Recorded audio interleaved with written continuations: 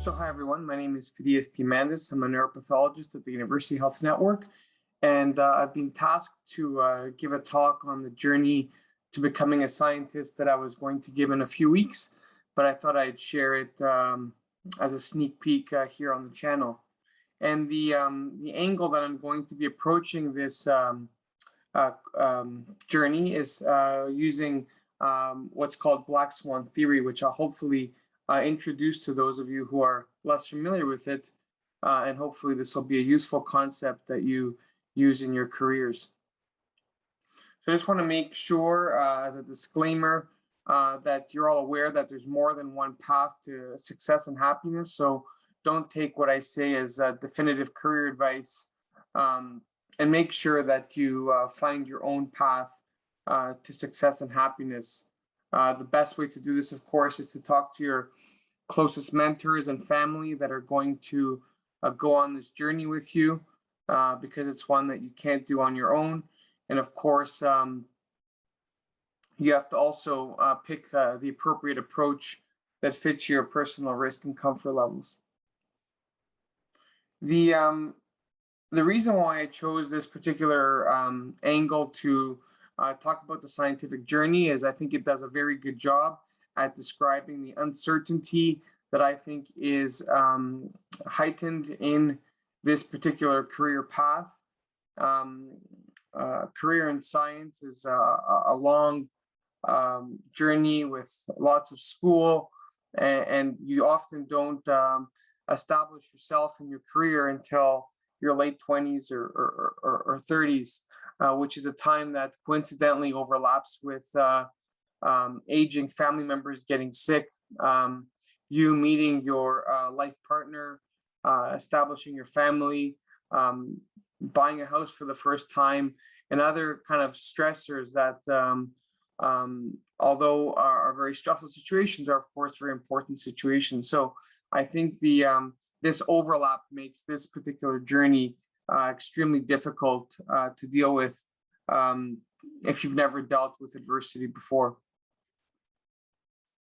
And that's really why I think this theory is very important, because the Black Swan Theory is really a theory of managing different types of uncertainties that exist in our society.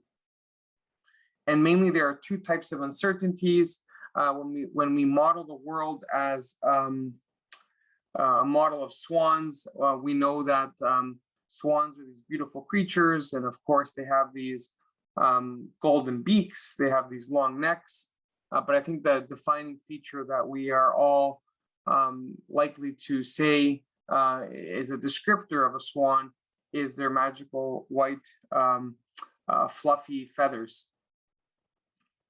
And so if we were to come across this particular bird, we see that it has that characteristic long neck, but in this particular case, the feathers are gray, and so the question becomes, what is this animal? And I think a lot of us would say that this is likely a gray swan. It's a known unknown in the sense that we know that there are variations of white, and gray is just simply a variation of the rule that swans are white. This is just a less white swan on a Gaussian distribution. Again, these are often defined as known unknowns because we know that they must exist. There must be some swans that are whiter than others. And so we know that after seeing a large number of swans, that will be able to fit this particular characteristic in a Gaussian distribution or normal distribution. And because of this predictable nature, this is just part of life, and they, as we'll see, they have a relatively small impact on global society or your career at large for the most part, and likely there'll be other factors that dictate the trajectory of your career in a more significant way.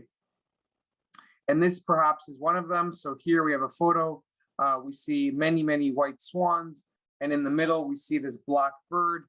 And I call it a black bird, even though it has a long swan-like neck, because the very definition that we said of what a swan is an animal with white, fluffy feathers. So if we see something that has the exact opposite color of white, black, I think most of us, using the model that we've created for what a swan needs to be, would assume that this is a different species of bird. If it is a swan, it's definitely an unknown, something that we didn't even know existed. And so this is where the term black swan comes from. It is a synonym of the unknown unknowns in the world.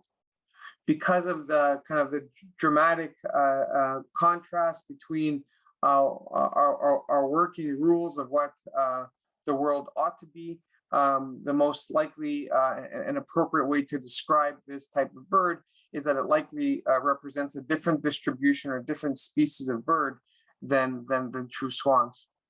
These are, of course, very hard to predict. And as we'll see, they tend to have a major impact on life, on biology, and on the universe. So let's examine both of those types of unknowns separately, and just let's see how they differ. It's really a matter of magnitude of impact that I think is the major defining feature. So imagine we're thinking about our scientific career, and there's some uncertainty about where you will end up and how your career will go. But the uncertainty is actually quite, we're told that it is fairly well understood with the phrase such as publish or perish. We know that publications are an important aspect of our success. We're going to be measured against our peers in terms of how many we have. So if our average peers have 3 publications, then we need 4 or 5 to distinguish ourselves in this type of a Gaussian distribution. What about the impact? Again, it's likely Gaussianly distributed. Most people will maybe have papers in a impact factor 5 or 6 journal, and the more standard deviations we can publish away from that mean, then the higher chance that we'll be able to distinguish ourselves and land kind of a PI position during our scientific journey. And of course, references are the other kind of key issue. Is the supervisor that you have, is the mentor influential enough to have an impact on your career trajectory compared to the others applying.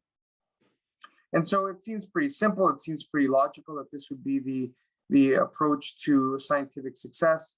But I'm here to tell you that it's actually much more complicated, and thankfully it's much more complicated than this type of normal distribution.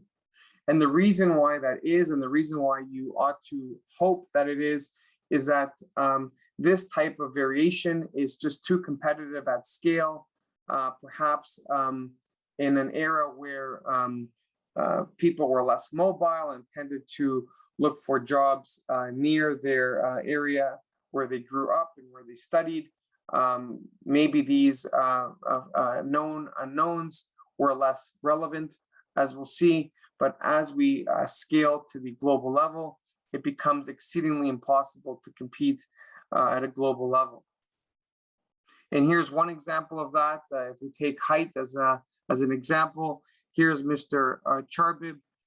He's in his village here, and you can see he's taking a photo with a fellow villageman, and he stands 7'9". So if there was a position that the criteria was based on standard deviations away from the mean height, he would be a very, very competitive applicant.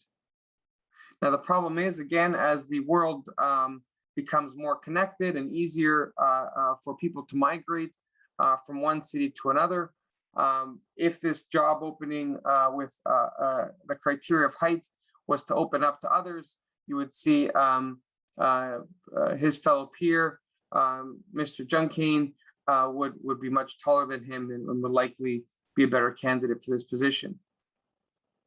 And as you can imagine, as you keep looking more and more across 7 billion people, the ability to distinguish yourself in one particular domain becomes exceedingly difficult as the large N makes the ability to stand out that much more difficult on a normally distributed curve. And this is this applies for pretty much everything.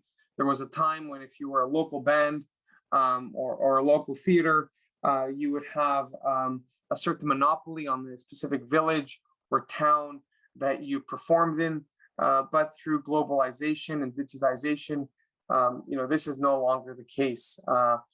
There's world tours, and people are going to likely choose to spend their money on high-profile celebrities or spend their money on big budget films that can be digitized and spread throughout the world rather than local theater. So very, very challenging landscape that the globalization has created for these types of gray swans, so to speak. So what's the alternative to this gray swan problem? And I think the alternative and perhaps more important aspect that I think we should all try to leverage is the unknown unknowns, or the so-called black swans. This was a term coined by Nassim Taleb in this very entertaining book that I recommend all of you read because of the profound impact of this concept to your careers, to your lives, and to your livelihood, where a black swan is, again, an outlier that's unpredictable. So as we see here, we have two distributions, with this being the swan distribution of swans, and of course, this being a completely different distribution, or the black swans. And you can see that no matter how many standard deviations you go away from this mean, even if you're an average black swan, you have a distinct advantage than anyone in this distribution. Of course, it has to have an extreme impact. This can't be some trait that is of low value. And one of the criteria that Nassim Taleb also adds is that these are explainable after the fact. So in hindsight, these were relatively predictable events, and people can be fooled to think that they were expected, but in truth is they were impossible to predict using the working knowledge at the time. So let's look at some examples. One example is shown here. This is the US unemployment rate over the last 50 years, and you can see that there is some variation from year to year, with some years having relatively low unemployment, and then there are, of course, years with significant unemployment. And so if you were to take all these significant amount of data, you can plot these, you'd get a normal distribution, of course, and you'd be able to predict with some level of certainty what the unemployment rate would be based on this historic data. Now, 2019 comes along, and of course, there is a massive rise in the unemployment rate due to COVID-19. And if you look at this number, there was no way to predict that by using a normal distribution based on historically available data. And this is the profound effect that a black swan can have on a certain system. Now, it's important to note that Nassim Taleb doesn't consider COVID-19 to be a black swan, because he believes that pandemic type events are unknown in the sense that they are known to repeatedly occur. So perhaps it is an extreme case of a gray swan, but I think the economic impact was something that was perhaps not anticipated by many. So perhaps it does qualify as a black swan from the impact point of view. The one that Nassim Taleb talks about is this Thanksgiving turkey. Imagine you're a turkey and you're born on a farm, and every day a farmer comes and provides food for you, provide shelter and fences off deadly prey or predators trying to kill you. Your model of the world is going to see this farmer as an ally and a kind individual who has your well-being in mind. And every day he comes or she comes and gives you food and provides additional shelter, your well-being and your sense of trust in this individual will continue to rise. Unfortunately, on day 1001, the farmer will bring out his knife and sacrifice you for their Thanksgiving dinner in a completely unexpected event based on the last 1,000 days of data that you had to form an opinion about the model of the world as a Thanksgiving turkey. So again, you can see that these are major inflection points in the data, extreme events, unpredictable events, and perhaps in retrospect, we could have explained them through some known phenomenon or truth about life.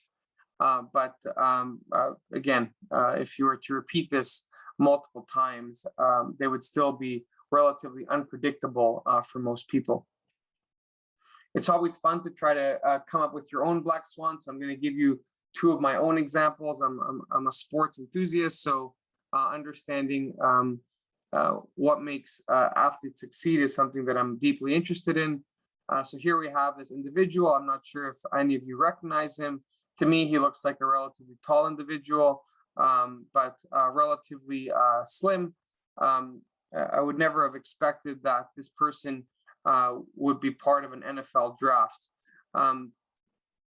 And given his physique, definitely I wouldn't bet any serious wager that this would be a highly successful person. It turns out that this person was in fact the most successful and winningest quarterback of all time. This is, of course, Tom Brady. And you can see from this draft card that he was drafted 199th in that year in 2000, which is, of course, an indication that his true talents and approach to training was something that was not appreciated to be an effective approach. He often, I think, describes it as he was picked in the 6th round, which means that every single team in the NFL passed on him as not being of any potential value to their team. So imagine being rejected by every single team 5 times before one person actually drafts you so late in the draft, and of course you having this massive impact. In retrospect, Tom Brady is known for having adopted this skill-focused approach to training, where he does not lift weights and focuses more on flexibility and what he calls pliability. So perhaps in retrospect, we could consolidate all this data and understand why he was successful, but perhaps something that goes against the grain of how traditional athletes train during their peak years of athleticism. Here's another one, a much older individual, Dick Fosbury. This is, of course, a track athlete that represented the United States in the high jump. And during his era, there was a number of different techniques for high jump. Here are two: the Western roll and the straddle technique. And what these techniques had in common was that people would try to clear the bar with their chest facing the bar. And this is how people jumped at the time. This was the expected or understood way to clear a bar. Of course, Fosbury pioneered the Fosbury flop, which was an 180-degree variation of the traditional approach, where you jump over the bar with your back to the bar. And in 1968, this landed him the gold medal at the Olympics. Now, I think winning one gold is not by any means a black swan or something that can be seen as an extreme impact at the global level. But the amazing thing is just 4 years later, the majority of athletes used his technique. 13 of 16 finalists in the 1980 Olympics used the Fosbury flop, and 34 of 36 medalists used this technique in the last 30 years after it was developed. So that is an extreme impact. Was it predictable? I think it would be very difficult to predict that someone doing the complete opposite of what was considered the state of the art of the time would be predictable. And of course, in retrospect, the change in the center of gravity when you jump backwards could explain that this was the more logical way to jump. But of course, this is with hindsight benefiting us. So now that we hopefully understand what a black swan is, let's see how it pertains to the scientific journey. Let's see why we think that black swans exist in the scientific journey. Let's see how you can identify them. We'll talk about some strategies, and we'll talk about when is the optimal time to identify them. And I'll try to give you some examples of black swan events that occurred in my lab while we were setting up. And of course, these are relative. So they were black swans for us, but it doesn't necessarily mean that they were black swans for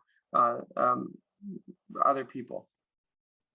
So why do I think black swans are very common in the scientific journey? One of them is, of course, science is inherently stochastic. We don't fully understand the world and have inaccurate models. So when we do experiments and we plan for specific results, it's almost, as we saw with many of the discoveries like penicillin, it is when things go wrong that we actually make transformative discoveries like penicillin. And so these eureka moments are very difficult to predict, given that we don't have a complete understanding of the universe around us.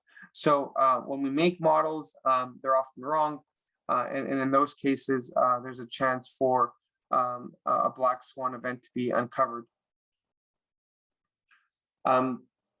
When it comes to hireability, of course, there's other stochastic events that can have a huge impact on who gets hired that extends way beyond just your publication record, the influence of your supervisors. For example, there's now a trend for very wealthy people to make large donations. And with these donations, of course, comes their input on how they want their money spent and what type of research they want to push forward. And of course, the last couple of years, we've seen many of these big donations be geared towards molecular medicine and artificial intelligence. So if you're in these specific fields, even if perhaps there are more accomplished candidates in other fields, these types of black swan events can definitely change the trajectory of your careers. There's, of course, black swan events are not always positive. They can be negative and they can be detrimental. Stochasticity of job openings. Are people going to be promoted or retiring at the appropriate time when you're finishing? Who's on the selection committee? Selection committees are often small. And so there's human error and subjective preferences that unfortunately are part of reality that we all have to deal with, that could negatively impact our ability to succeed, despite having a strong track record in the kind of traditional metrics of research.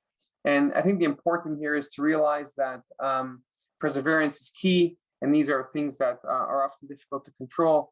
And so understanding that these events occur and not letting them affect you emotionally is, I think, a key thing to the scientific journey. Going back to the positives, one of the kind of major things that we've seen in recent years is this move away from super subspecialized people that focus on one type of technique and the emergence of cross-disciplinary research where there's collaborations between traditionally distinct fields to create new fields like immunotherapy, which has been a kind of a collaboration between immunologists and oncologists. So I think that's another area that makes research very prone to black swans, this unpredictability of what fields may be more powerful together. And of course, something that we're all trying to figure out is what's the role of amplifying technologies like social media, digital discoveries, so things like artificial intelligence, which are scientific breakthroughs that can be easily digitized and shared rapidly, much more rapidly than traditional wet lab techniques. So these are the types of, I think, discoveries that may trump other ones and lead to specific opportunities to be hired, even if the Gaussian distributions of these traditional metrics don't favor your application or someone else's. Now, how do you find black swans? So Nassim Taleb provides two key strategies. I'm going to mention the second one first because I think it's less relevant to the majority of people, and then we'll focus on the one that I think is more appropriate. So in this highly speculative approach with limits, one approach to identifying black swans is to devote all your scientific energy and mental energy into looking for these rare events. And because these rare events are hard to predict, the key to success here is to abandon particular events that don't seem to be promising. And so if you're working on a project and you realize that it's going to lead to a dead end, you need to be quick to drop that specific effort and focus more on other efforts that have a greater likelihood of being positive black swans.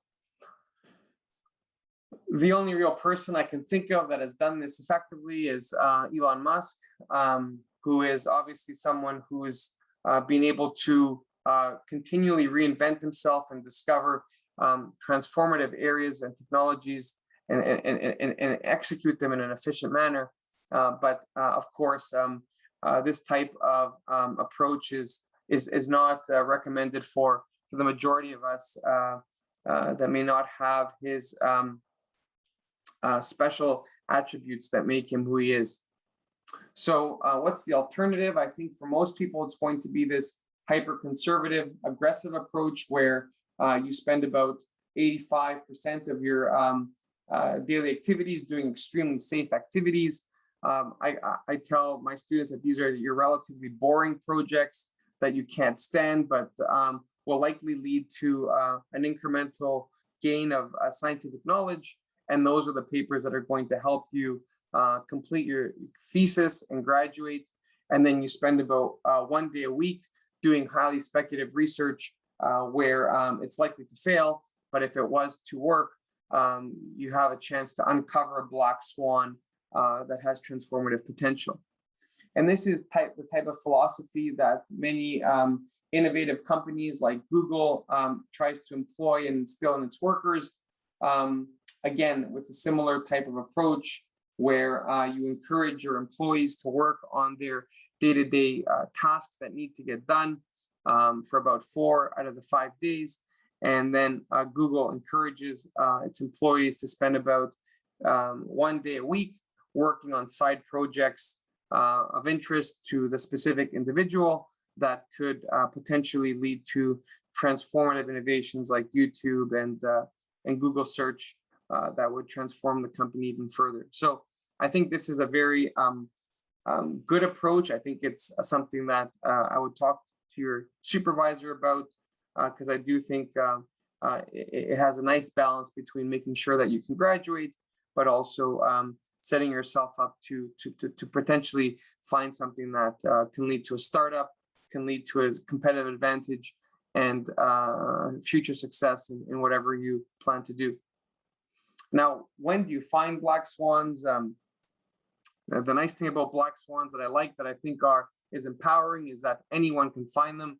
And in fact, many of the features that provide competitive advantages in traditional environments are actually burdens for discovering black swans. For example, as someone goes through their career, they may have already found their own black swan, or they may have be working on a gray swan that provides some bias to their mental energy of what they want to see or focus on. And this type of bias and focus may prevent them from finding a more important black swan. And I think in that regard, younger individuals that don't have any specific motivations that occur as you establish your career are more likely to stumble upon a truly unique and transformative discovery. Other things that I think favor the youth is the fact that as you get older, life kicks in, and there's life circumstances and obligations such as kids and mortgages that occupy a lot of your mental capacity after you leave work, and therefore, again, trying to compete against giving your brain a chance to find these black swans. So when you're young, do take advantage of the fact that you don't have these amazing life circumstances. They're the best part of life, but of course do interfere with these type of groundbreaking discoveries. The other reason why I think you're more likely to find these black swans early in your career while you're a graduate student and even an early graduate student is that one of the things that we see in science is that there's always new technologies, and as the youth are more able to adopt these, such as digital technologies, programming that older individuals may not have been exposed to, the chance that you're going to be in an area that's completely unexplored is much higher. And of course, this is where black swans reside. Diversity and creativity are also an asset. There's been a big push, I think, in the last a decade or 2 decades to really focus on becoming a subspecialist. And that was very powerful in a relatively favorable and unidimensional model of how research should be done. But as now we explore these cross-disciplinary avenues that show promise, diversity and creativity is a huge asset, and being a generalist may be in fact a competitive advantage. So I think these are key things that can help you identify black swans very early in your career. And so hopefully this is a somewhat value given the stages that many of the listeners are in. So I'll give you some examples, and of course, please take these as relative examples. They may not be black swans to you, but they were black swans to us. And I'm going to give examples from our lab, from particularly the younger people in our group, because hopefully that will give you some context about how these can be discovered. So one of them has been in education. I teach trainees at the residency and graduate school level. These are usually small classes, or 5 or 6 students, and teaching, making a lecture to teach 5 or 6 students is sometimes discouraging because it's a lot of effort. And if 2 or 3 students get sick and don't show up, these efforts can go to waste. So one of my students decided that we could record these lectures and place them online on our YouTube channel called NeuroscIQ. And this has allowed us to scale our educational initiatives and knowledge from a few students that I teach in person to many thousands of students online as the same way I'm delivering this lecture. So this has been a true black swan in terms of extreme impact that I didn't anticipate I would ever be hosting a YouTube channel that in retrospect, I can't believe it was so obvious. So great initiative. We have over 7,000 subscribers and almost 400,000 views. So truly a great journey that this has been. Another black swan has been digital pathology. We started off as a proteomics lab focused on profiling brain tumors and neurodevelopment. We hired some brilliant computer scientists during one of our summers, and one of these students in particular, Kevin Faust, really took computer vision and applied it to my clinical practice in an unprecedented way. And now a major focus of the lab is digital pathology, provides a lot of funding and scientific publication productivity for our group. And again, this was something that was not anticipated when we established the group about 5 years ago. So again, just some examples of students relatively young that had an extreme impact on our group. I want to end by again saying that there's more than one path to happiness and success. So please just use this as a reference as you collect additional information and carve your own path to happiness and success in your careers. And I'll end there. Our group studies the human brain, neurodevelopment, and brain cancer using proteomics, computational pathology, machine learning, artificial intelligence, and we're now starting to get into EEG signal processing. So if you're interested in what we do, please contact us. We'd love to connect with you. And of course, please follow us on our YouTube channel, NeuroscIQ, where we post frequently. So thanks for listening. Glad to have any questions. This is the recorded version, so please put your questions down below. And I wish you all the best in your careers, whether it be in science or any other field. Hopefully this concept of the extreme impact of these unpredictable events will help you accelerate your career in some way. Thank you very much.